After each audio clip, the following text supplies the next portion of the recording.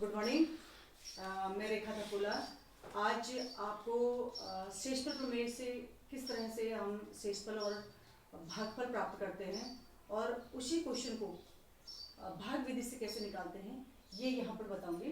शेषफल प्रमेय ये जो क्वेश्चन है, ये जो सवाल है, ये जो शेषफल प्रमेय है भाग विधि और शेषफल प्रमेय विधि से 9th में भी आता है और 10th में भी आता है। ये दोनों कक्षाओं के लिए बहुत ही महत्वपूर्ण है, इसलिए आप ध्यान दें। किस तरीके से शेषफल प्रमेय के द्वारा हम शेषफल और भागफल ज्ञात करते हैं और किस तरह से भागफल विधि से करते हैं। तो देखिए शेषफल प्रमेय क्या है। यदि f(x) एक या एक से अधिक घात वाला कोई बहुपद, f(x) जो है आपको f(x) का मतलब यहाँ पर भाज्य से जिसमें हम भाग देते हैं, वह यदि एक घात वाला या एक से अधिक घात वाला कोई भी बहुपद हो, उसे यदि किसी द्विपदी बहुपद दो पद वाले बहुपद से भाग दिया जाता है तो उसका शेषफल जो आएगा वो क्या आएगा, fa के बराबर शेषफल आएगा। समझ रहे आप मेरी बात को।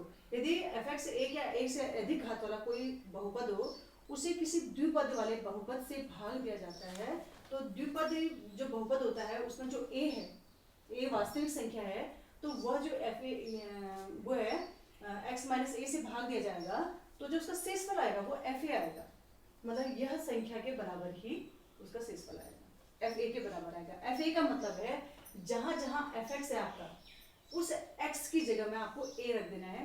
a रखने के बाद जो मान आपको मिलेगा वो आपको शेषफल होगा। ये शेषफल प्रमेय होता है। देखिए मैंने यहाँ पर एक क्वेश्चन लिया हुआ है, कक्षा 9th से लिया हुआ है। तो f(x) यहाँ पर हमको दिया है x की घात 3 ऋण 5x² ऋण 7x ऋण 10 को gx यानी कि दूसरा बहुपद है x धन 2 दो पद वाले बहुपद से भाग दो तथा शेषफल भागफल तथा शेषफल ज्ञात करो। पहले मैं इसी सवाल को शेषफल प्रमेय से हल करूंगी, फिर इसको भागफल विधि से हल करूंगी। तो देखो शेषफल प्रमेय से, शेषफल प्रमेय से, शेषफल प्रमेय मेरे पास जो gx है, f(x) बराबर क्या है, पहले तो ये देखा f(x) बराबर मेरे को दिया हुआ है, लिखे से f(x) बराबर x की घात 3 ऋण 5x² धन 7x ऋण 10। ये मेरे को f(x) दिया है जिसे हम भाज्य कहते हैं, और ये भागफल, ये भाजक है जिसे भाग देते हैं, तो भाजक है। तो gx मेरे को दिया हुआ है, gx बराबर x धन 2, gx मेरे को दिया हुआ है। अब मैं इस x धन 2 की तुलना किससे करूंगी, इससे जो बहुपद है, द्विपदी बहुपद जो हमारा शेषफल प्रमेय में जो बताता है, इससे तुलना करने पर की तुलना x माइनस a से करने पर, x माइनस a से करने पर तुलना करने पर हमें क्या मिला, a की जगह यहाँ ऋण a है, यहाँ धन 2 है, तो a की जगह कितना मिल जाएगा मुझे, ऋण 2। तो a का मान मुझे कितना मिल गया, इसकी तुलना इससे करने पर a की जगह a का मान कितना मिल गया, ऋण 2। इस ऋण 2 को मैंने इस a का मान इस f(x) में रख देना है। अब fa मैंने ज्ञात करना है, fa में ये मान रखूंगी तो मेरे पास ये क्या होगा, a की जहां जहां x दिखाई दे रहा है वहां वहां आप a रख देंगे, तो क्या होगा ये a³ ऋण 5 इंटू a का स्क्वायर धन 7 इंटू a ऋण 10। अब a की जगह मेरे पास ऋण 2 है, तो f-2 बराबर -2 की घात 3 ऋण 5 गुणा ऋण 2 की घात 2 धन 7 गुणा a की जगह ऋण 2 ऋण 10। ये आपको मिला। हल करो। ऋण की घात विषम संख्या हमेशा ऋण में उत्तर आता है, तो हम जानते हैं 3 ऋण में है, 3 विषम संख्या है, तो ऋण की घात 3 करेंगे तो ये ऋण ही आएगा, और 2 की घात 3 2 दूना 4 4 दूना 8 ऋण 8 आ गया। और ये देखो ये ऋण है, ऋण की घात 2 धन होता है, यानी कि 2 की घात 2 धन 4 और ऋण 5 ऋण 20 आ गया आपके पास। और ये धन है, ये ऋण है, तो धन ऋण होता है 7 दूना 14 और ऋण 10, ये आपको मिला। तो इस प्रकार से आप देखो 20 और 14 34 10 44 और 44 और 8 52 ऋण 52 आपके पास आ गया। तो f-2 बराबर आपके पास कितना आ गया, 12। तो हमारे पास शेषफल कितना आ गया, ऋण 52। यहाँ से शेषफल प्रमेय का प्रयोग हम तब करते हैं जब बगैर भाग दिए, बगैर लंबी प्रक्रिया के, भाग विधि की, भाग की लंबी प्रक्रिया के बगैर यदि आपको शेषफल निकालना हो तो आप ऐसे करके शेषफल प्रमेय का प्रयोग करेंगे। तो यहाँ तो आपने शेषफल निकाल लिया। अब इसी स्थितियों में भाग विधि से निकालूंगी, ठीक है। 52 देखो, भाग विधि से, भाग विधि के लिए इसको मैं पूरा मिटाती हूँ, इसको पूरा मिटाती हूँ भाग विधि का प्रयोग करने के लिए।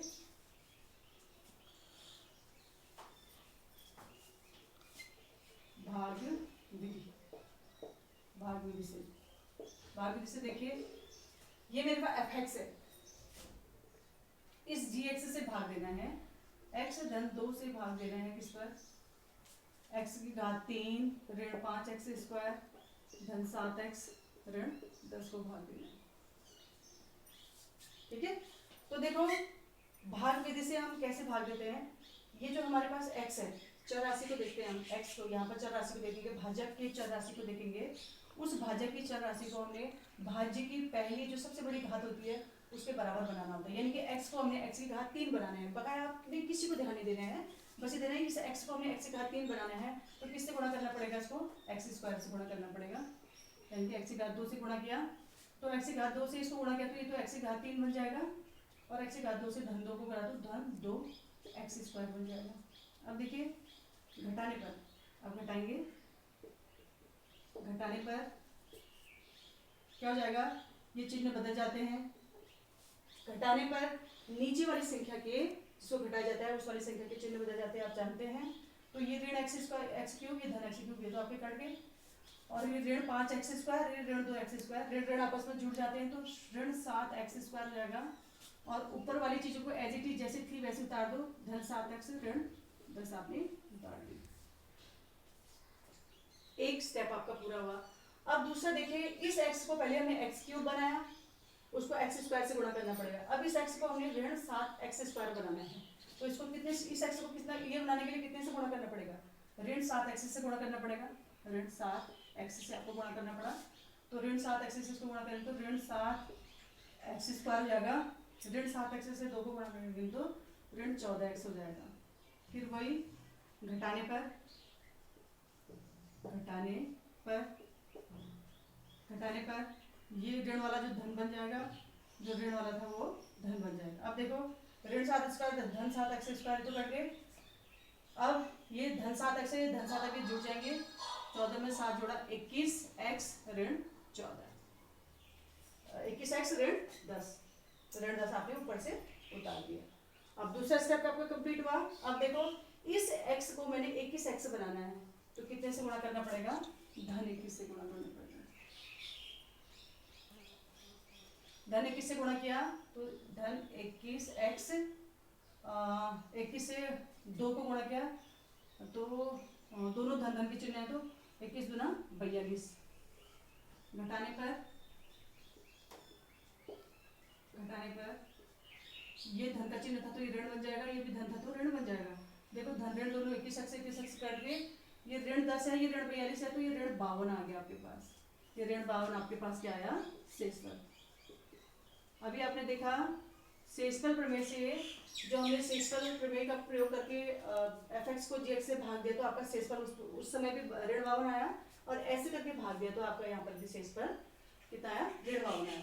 तो हमें क्या मिला, भागफल कितना मिला, भागफल कितना आया हमारे पास, भागफल बराबर, भागफल बराबर कितना आया, ये भागफल बराबर x स्क्वायर ऋण 7x धन 21, ये हमको भागफल मिल गया, ये हमें शेषफल मिल गया। अब आप क्या जानते हैं, जो भाज्य होता है, भाज्य, भाज्य बराबर क्या होता है, हाँ भाज्य बराबर होता है आपका भाजक, भाजक गुणा भागफल,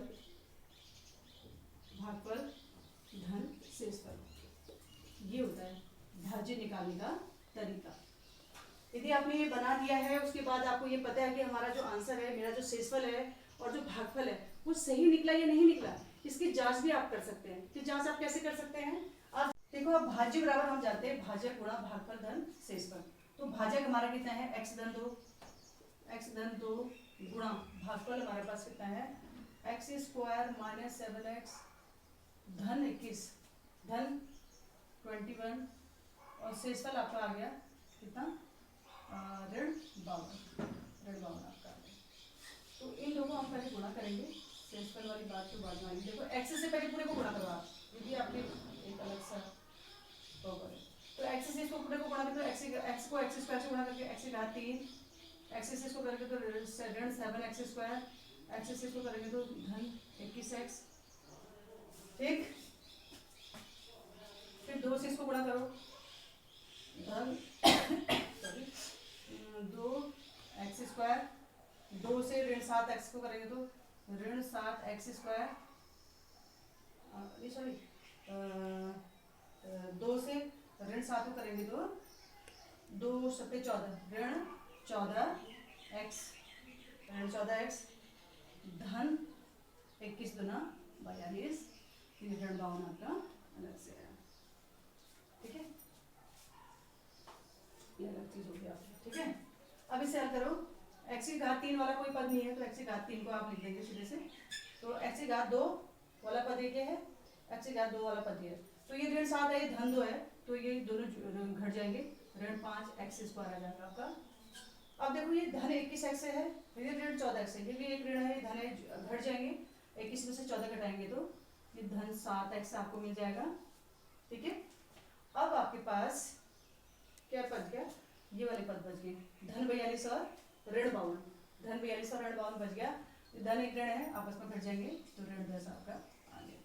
तो इस प्रकार से देखो भाज्य बराबर था भाजक गुणा भागफल धन शेषफल, तो आपने देखा भाजक और भागफल को गुणा किया, उसमें शेषफल को जोड़ दिया, ऋण 52 को जोड़ दिया, तो इस प्रकार से जो चीज हमें मिली दोबारा से हमें भाज्य मिल गई। देखो x की घात 3 ऋण 5x स्क्वायर, ऋण 5x स्क्वायर धन 7x ऋण 10, इस प्रकार से हम अपने प्रश्न अपने हल की जांच भी कर सकते हैं, क्या जो हल हमारा निकला है, जो शेषफल निकला है, जो भागफल निकला है वो सही है या नहीं है, हम इस नियम से इसको चेक भी कर सकते हैं।